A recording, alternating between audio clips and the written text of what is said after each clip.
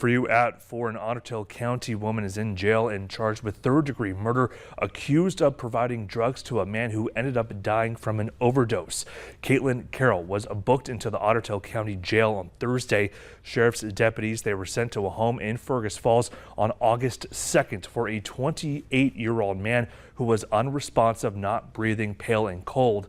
The Midwest Medical Examiner's Office ultimately determined that the cause of death was a mixed drug toxicity, including methamphetamine and fentanyl. Investigators searched the victim's cell phone and found messages between him and Carroll. Court records say that there was a discussion related to a completed sale of 0.3 grams of fentanyl for $60 from Carroll to the victim hours before he was found dead.